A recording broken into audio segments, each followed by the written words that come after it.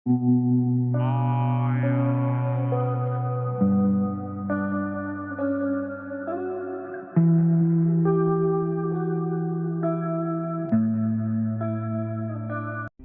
के स्टार्ट में हम एलेक्स को देखते हैं साल 1899 में, जो एक यूनिवर्सिटी में प्रोफेसर है और इसके साथ साथ एक साइंटिस्ट भी है। एलेक्स के सर पे नशा सवार है कि वो एक टाइम मशीन को जरूर बनाएगा और वो उसके इक्वेशन पे काम कर भी रहा होता है। अब हम देखते हैं एलेक्स के फियांसे को, जिसको एलेक्स काफी पसंद किया करता था। इसके साथ एलेक्स की जल्दी शादी होने वाली होती है और वो उसके साथ मार्केट एरिया में घूम रहा होता है, जहाँ पे एक कार दिखाई देती है, जो कि उस टाइम में काफी रेयर चीज होती है। ये कार गड़बड़ होती है और उसका ड्राइवर उसे ठीक कर रहा होता है, लेकिन वो ब्रेक नहीं लगाता है। इस वजह से गाड़ी अपने आप भागने लगती है, पर एलेक्स मौके पर उस गाड़ी को ठीक कर देता है। इस बीच वो अपनी फियांसे के साथ थोड़ा आगे जाता है, जहाँ पे एक चोर उनके सामने आ जाता है और उन्हें लूटने की कोशिश करता है। इस चोर के हाथ में एक गन होती है और एलेक्स खुद को बचाने की कोशिश करता है। इस बीच गन चल जाती है और वो एलेक्स की फियांसे को लग जाती है, जिससे कि उसकी मौत वहीं पे हो जाती है और चोर वहां से भाग जाता है। अब एलेक्स को काफी दुख होता है और वो ये ठान लेता है कि हर हाल में वो टाइम मशीन को बनाएगा और अपनी फियांसे को जरूर बचाएगा।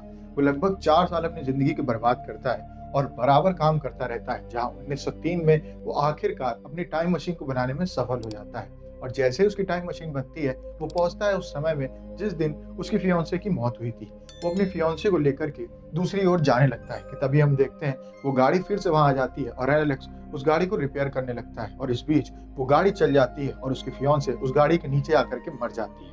अब इस इंसिडेंट के बाद एलेक्स काफी ज्यादा दुखी पड़ जाता है और वो वापस अपने टाइम पे जाता है और वो सोच रहा होता है कि उसने ऐसा क्या गलत कर दिया कि वो अपने फियांसे को नहीं बचा पाया। उसको नहीं पता होता है कि टाइम के रूल वो नहीं बदल सकता है, एक बार जो हो गया वो हो गया।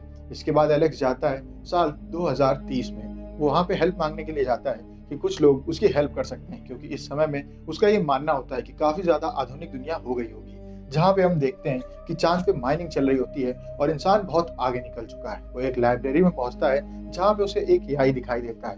ये एआई उसको बताता है कि तुम टाइम ट्रेवल में कुछ भी कर लो, लेकिन जो चीज हो चुकी है तुम उसको नहीं बदल सकते हो।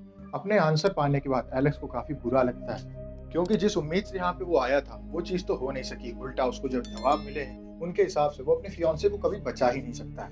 इसके बाद वो 7 साल और आगे जाता है, साल 2037 में, जहाँ पे धरती की जमीन धीमे धीमे चटक रही है और हमें पता चलता है कि माइनिंग की वजह से चांद डैमेज हो चुका है और वो धरती के ऊपर गिर रहा है। यहाँ पे कुछ सोल्जर्स आते हैं एलेक्स को बचाने के लिए और वो उसे वहां से ले जा रहे होते हैं कि तभी एक जोरदार धमाका होता है और एलेक्स मौका देख करके अपनी टाइम मशीन में बैठता है, लेकिन धमाके की वजह से वो ध्यान नहीं दे पाता है और उसे टाइम मशीन चल जाती है और उसे नहीं पता होता है कि वो कहाँ पे गया है। और हमें पता चलता है कि वो काफी साल आगे आ चुका है, जहाँ पे धरती अब पहले की तरीके नॉर्मल हो चुकी है। इंसान आदिवासी के तरीके रहते हैं, चारों तरफ हरियाली है और बिल्डिंग वगैरह जैसी सब चीजें नस्ता नाबूद हो चुकी हैं।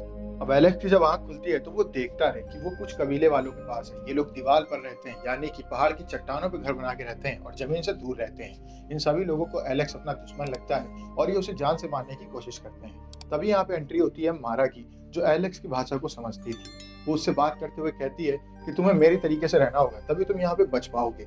वो उन लोगों से एलेक्स को बचा लेती है, जहाँ पे एलेक्स उसको बताता है कि वो यहाँ पे एक टाइम मशीन से आया है। लेकिन मारा ये बात उन लोगों को नहीं बताती है, क्योंकि इससे शायद उन लोगों को कोई बात बुरी लग जाए और वो एलेक्स को जान से मार दे। अब यहाँ पे एलेक्स मारा से पूछता है कि तुम लोग ये ऐसे क्यों रह रहे हो, मैं तो भविष्य में आगे आया हूँ, तो इंसान ये उल्टा कैसे चलने लगा, मतलब कि विकास की जगह हम लोग पीछे क्यों जा रहे हैं। जहाँ पे मारा उससे कहती है कि असल में अब हम लोग जमीन में रह नहीं सकते हैं, क्योंकि वहाँ काफी खतरे हैं, इस वजह से हमें दीवार पे रहना पड़ता है। और खतरे क्या है ये तुम आगे जान जाओगे।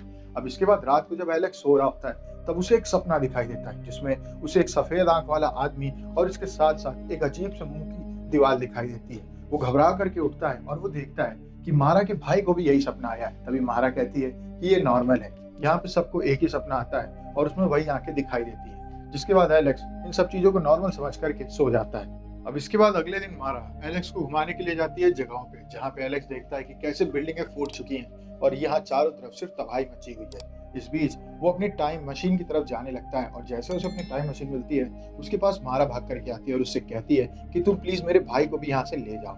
अब एलेक्स टाइम मशीन को देख ही रहा होता है कि तभी एकदम से वहां पे सीटी बजने की आवाज आती है। इसका मतलब कबीले वालों को कोई खतरा दिखा है और हम देखते हैं कि जमीन के अंदर से अजीब से क्रिएचर निकल रहे हैं और ये कबीले वालों के ऊपर अटैक करना शुरू कर देते हैं। इन सब में एलेक्स भी वहां से भागता है, लेकिन मारा उन क्रिएचर्स के हाथों पकड़ी जाती है और वो लोग उसे घसीट करके जमीन में ले जाते हैं। एलेक्स काफी घबरा जाता है कि फ्यूचर में ये कैसे लोग रह रहे हैं, यहाँ पे ये आदिवासी और उसके साथ साथ राक्षस जैसे लोग कहाँ से आ गए, उसे कुछ समझ नहीं आ रहा होता है। वो कबीले वालों से कहता है कि हमें मारा को बचाने के लिए चलना चाहिए, जहाँ पे कबीले का सरदार उसे कहता है कि हम ऐसा नहीं कर सकते हैं, वो लोग हमसे काफी ज्यादा पावरफुल है और उन्हें हराना हमारे बस की बात नहीं है।